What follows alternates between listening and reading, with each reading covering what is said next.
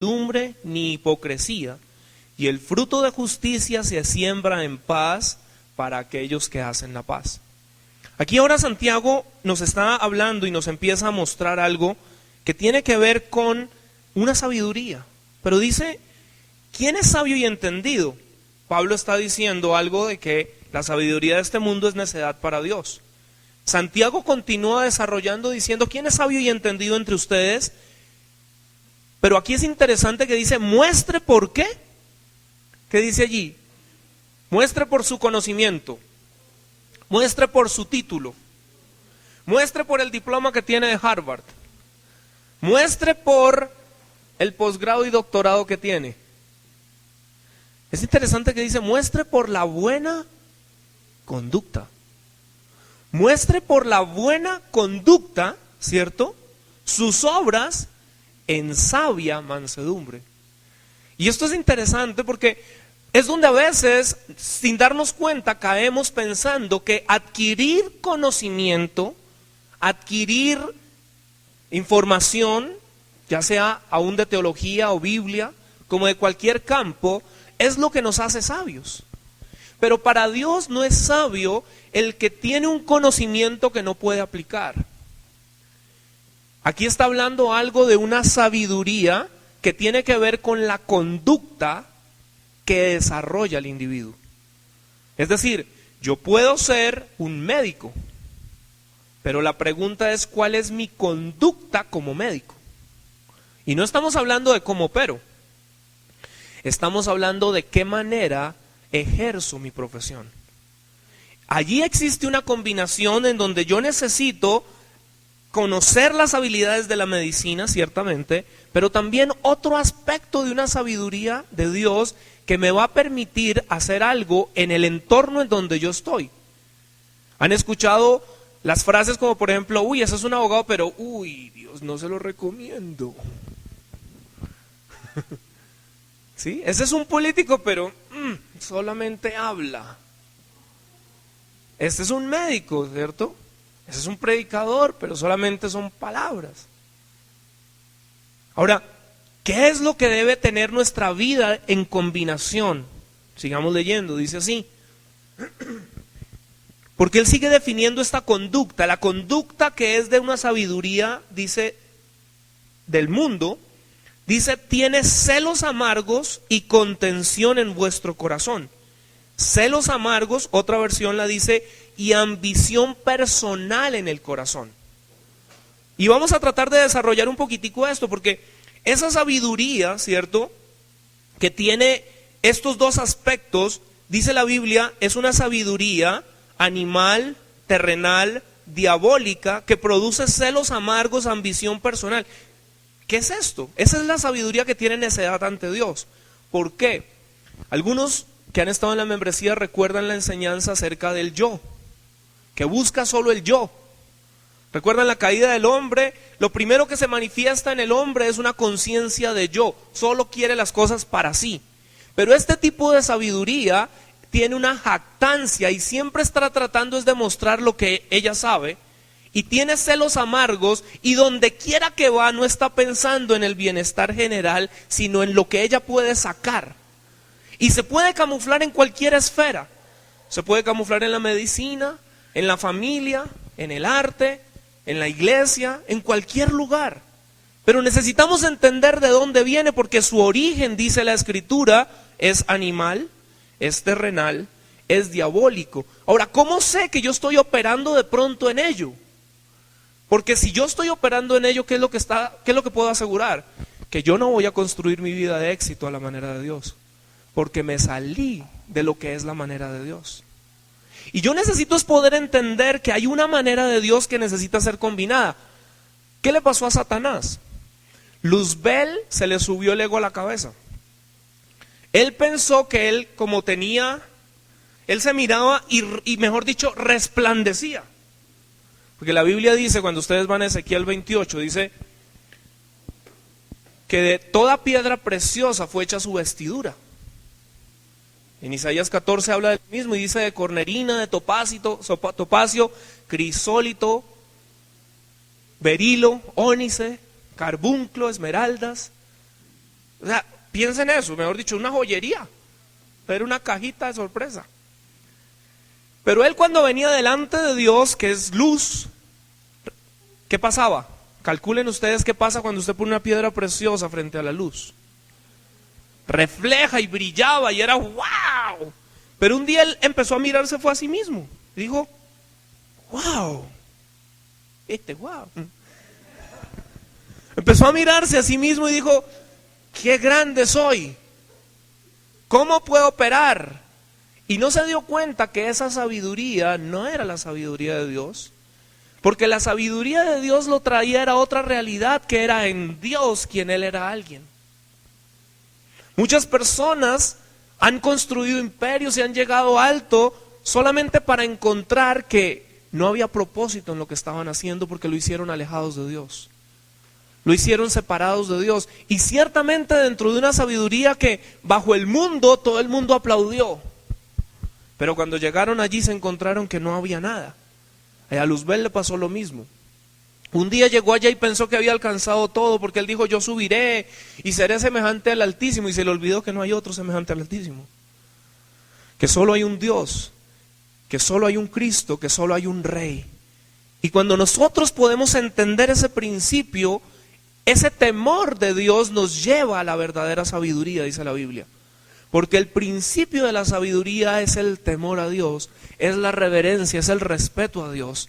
Pero yo puedo empezar a entender que cuando yo estoy bajo celo de tratar de lograr, pero donde yo solo gano y los demás no ganan, yo necesito entender que esa sabiduría no es la de Dios. Que esa sabiduría en algún punto me va a llevar a mí a la destrucción. Mírenlo con lo que hablábamos del Carter de Cali y habiendo estado en Harvard y todo. ¿Qué pasó? Ellos empezaron a manejar mucho dinero y riquezas, pero que empezaron a mirar solo desde qué punto. Nosotros. Y eso es lo único que generó, que fue. ¿Por qué las guerras entre carteles? Porque cada uno quiere una ambición en donde quiere ser el más poderoso, el más grande. Y ahí no está el amor de Dios. ¿Cuál es la diferencia de Cristo? Cristo no estaba buscando una posición de poder. Cristo estaba buscando un lugar de servicio en donde podía bendecir a toda la humanidad. Y por eso, dice la Escritura, fue exaltado a lo sumo. Obviamente con una sabiduría divina versus una sabiduría natural. Pero cuando esos celos simplemente están, necesitamos aprender a prestar atención. ¿De dónde está viniendo esto? Realmente, ¿cuál es mi motivación en lo que estoy haciendo? Estoy hablando aún como cristiano. ¿Realmente quiero el reino de Dios establecido en lo que estoy haciendo? ¿O quiero mostrarme yo en lo que sé para que otros se den cuenta, que digan, wow, qué sabio, qué conocimiento? Yo necesito entender estos dos aspectos porque es lo que permite que mi vida pueda ser establecida hacia una dirección.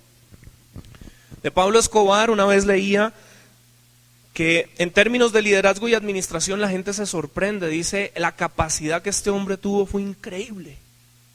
O sea, la manera de coordinar, la genialidad son las palabras para establecer rutas, es una cosa sorprendente. Pero ¿de qué valió? ¿De qué sirvió? Ahora, él en su momento nunca vio que se iba a estrellar, o yo creo que jamás hubiera pensado que se estrellaría. Pero esta sabiduría que no viene de Dios, lo que trae es una ceguera que no nos permite aprender a mirar más allá, porque no podemos ver hacia el Rey de Reyes. Pensamos que somos nosotros los reyes, pero no logramos entender que servimos es a un rey que está estableciendo su reino en la tierra. Y que en ese establecimiento Él es la piedra angular. Y si yo me paro sobre la roca, mi vida va a estar firme, pero si yo me meto en la roca me va a aplastar a mí. Yo necesito entender los dos lugares. Yo necesito entender que debo pararme sobre la roca, Cristo el fundamento, la piedra angular sobre la cual se está edificando todo su reino, y no meterme en medio. Si me meto en medio, voy a ser aplastado. Y lo que está ocurriendo en el mundo es que Dios está estableciendo su reino. Y todos aquellos que lo están tratando de hacer a su sabiduría están colapsando, están cayendo, se están encontrando frente a una realidad. ¿Cuál es el mensaje para nosotros, iglesia? Que tenemos las oportunidades más brillantes en este tiempo para empezar a edificar vidas sobre Cristo, sobre la roca, que van a transformar naciones, que van a transformar comunidades, pero que necesitamos atender cuál es esa sabiduría que dice la Biblia. Ahora, hablemos de esta sabiduría que dice Dios. Dice aquí, pero la sabiduría que es de lo alto, verso 17, es primeramente ¿qué? Dice pura.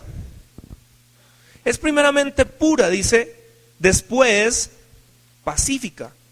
Es primeramente pura, después pacífica. Es decir, no está peleando por sus derechos a toda hora. Ella sabe a dónde tiene que ir, pero no está jactándose de sí misma. Quiere una realidad mayor en medio. Amable, benigna, llena de, dice allí, ¿qué dice allí? Llena de, wow, qué diferencia contra la otra que es avaricia, que busca lo suyo. La misericordia, ¿saben qué está mostrando? El favor que no merecemos.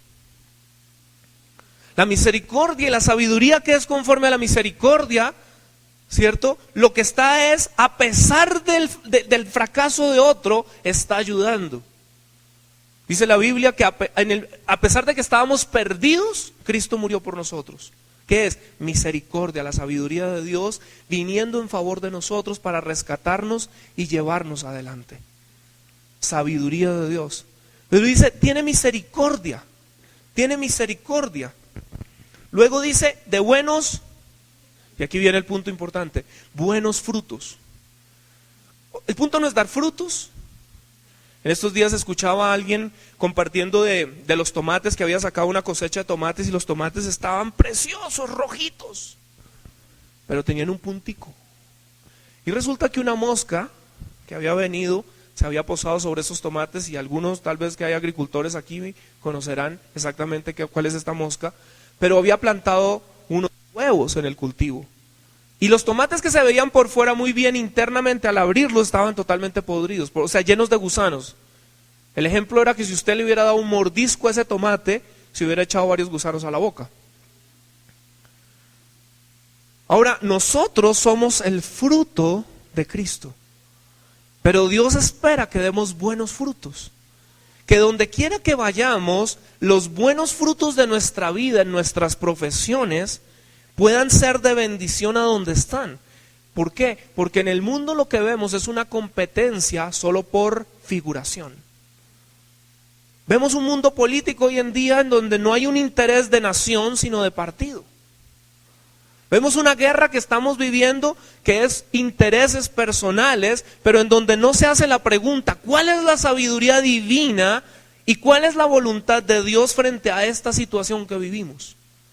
Si nosotros podemos establecer nuestras empresas, nuestros hogares, nuestras profesiones, entendiendo esa sabiduría, ¿qué es lo que va a empezar a pasar? Este fruto va a empezar a acompañarlo. Ahora, ¿de dónde viene esta sabiduría? ¿Cuál es esa sabiduría? ¿Cómo es? Porque a veces uno dice, pero eso ¿cómo viene? Cristo es el fundamento, pero entonces ¿cuál es la sabiduría? Sigamos leyendo aquí. Dice, y el fruto de justicia se siembra en paz para aquellos que hacen la paz.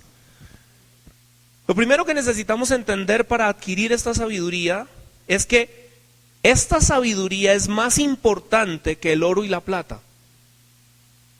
Porque si para usted es más importante el oro y la plata, usted va a terminar corriendo, ignorando la sabiduría que Dios tiene para nosotros. Pero el mundo nos ha vendido una idea, y es que si tú no tienes plata no eres nadie.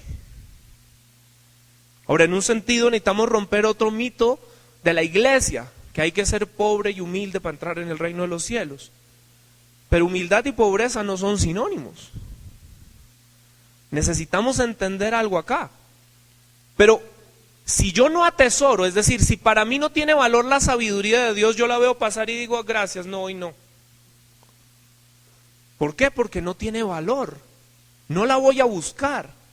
Muchas veces como cristianos solo estamos esperando el cielo, pero no entendemos que hay una sabiduría disponible para nosotros hoy, pero que no la vas a ver a menos de que tú prestes atención. ¿Cuántos les ha pasado de pronto cuando han estado buscando un carro Y usted empieza, por decir algo, a mirar un Mazda, ¿cierto? Mazda 6, que están ahorita en boga. Y de pronto, como sus ojos empiezan